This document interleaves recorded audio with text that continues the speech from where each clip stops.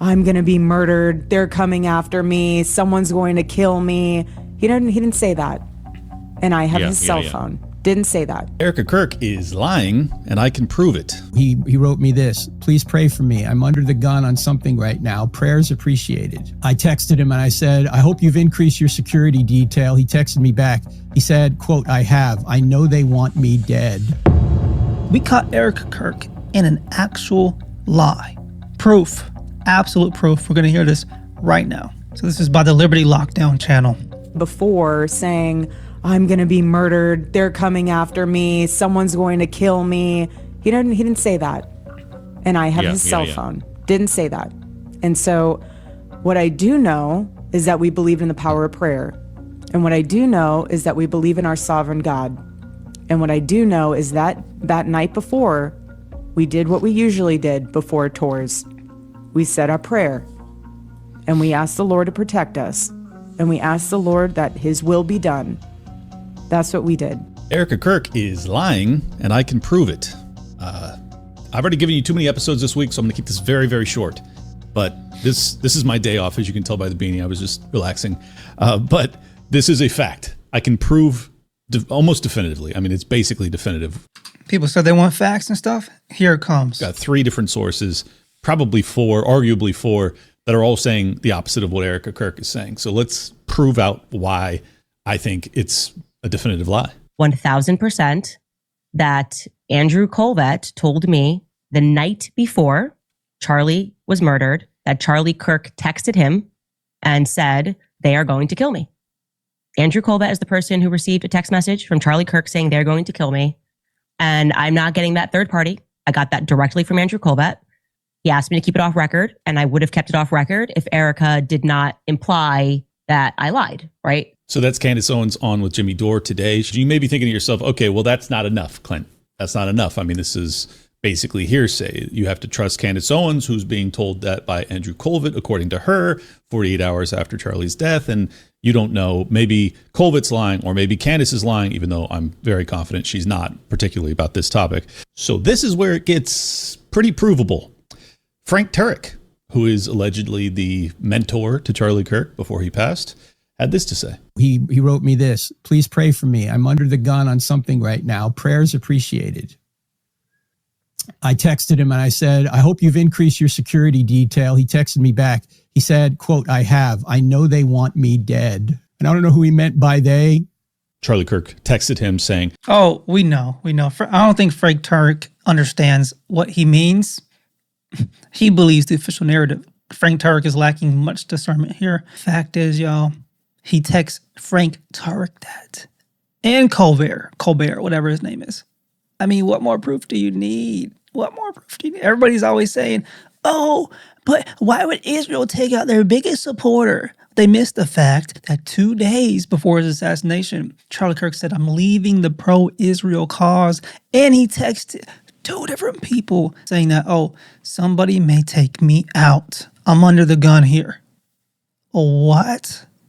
You have to be absolutely just ignoring, like your head is in the sand, if you believe the official narrative. As we all know, Candace Owens has been in a lot of suggestions that there's all sorts of conspiracies out there about who killed Charlie. Another really important thing that we need to consider. Erika comes out yesterday and she says that she has the cell phone. But he was not messaging people the day before saying, I'm going to be murdered. They're coming after me. Someone's going to kill me. He didn't say that.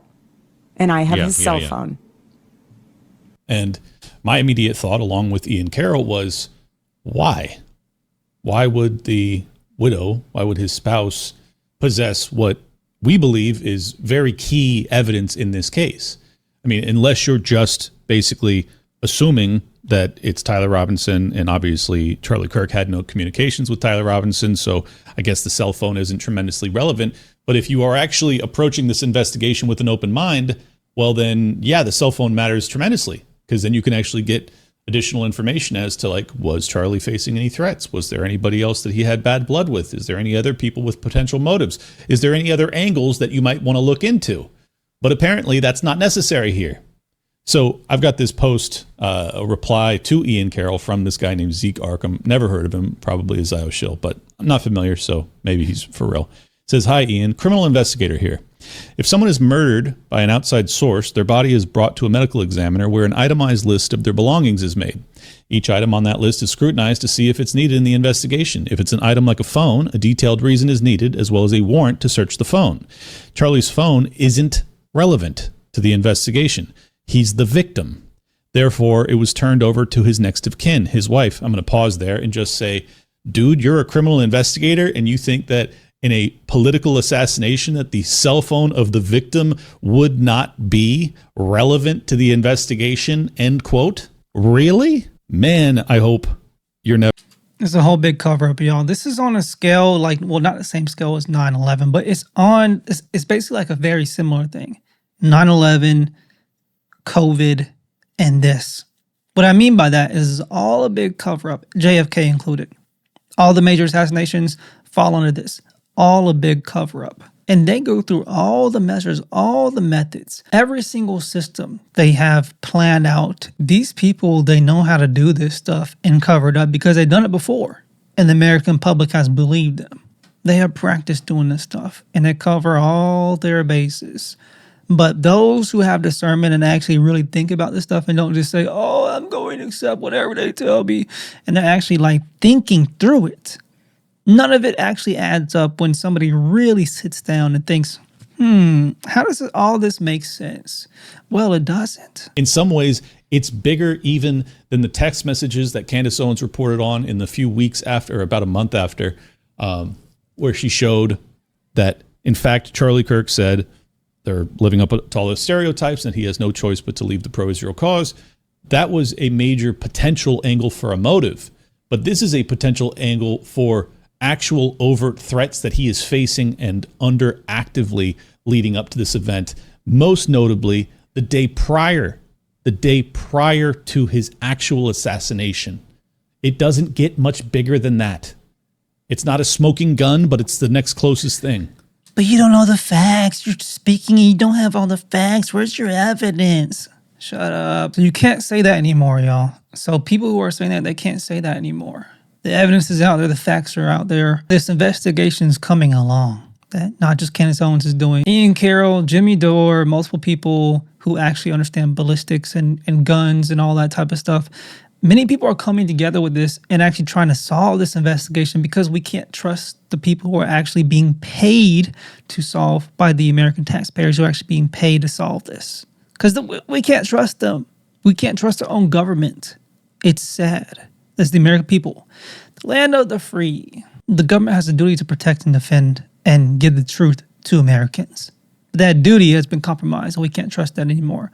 So that is why you're seeing people, YouTubers, regular people who are actually trying to uncover what's actually happening. It's a shame.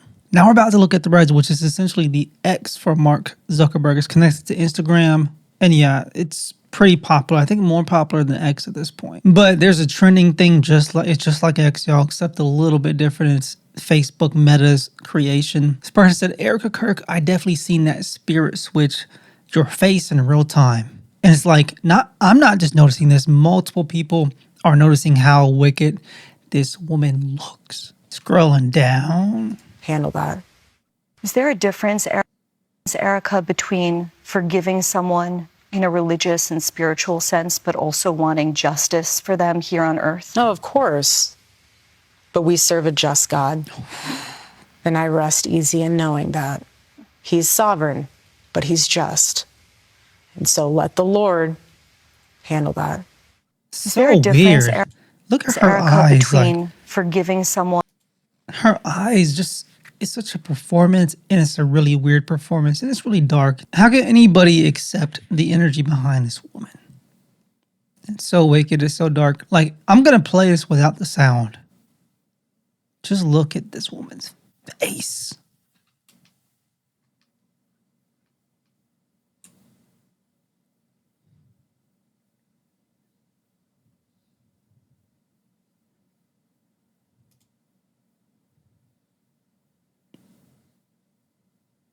What? She looked creepy and sound like a robot. It's the same spirit. Indeed, it is. This is Kenneth Copeland, one of the famous mega church pastors who's very wicked and evil looking as well. All about the money. Look at same energy. Somebody asked me, is she a reptilian wolf? Lizard people exist. She's definitely one of them. Along with this guy. And we ask the Lord to protect us. We said our prayer. And we ask the Lord to protect us. We said our prayer. Nobody's buying it. Yo, people are straight up roasting her on this app. I don't know what X is doing, but Threads, people are roasting her to no end. Her mask slipped, and that evil spirit was caught on camera. It was uncomfortable to watch. Yes, indeed. And we'll leave that there. Let me know what you think in the comments below.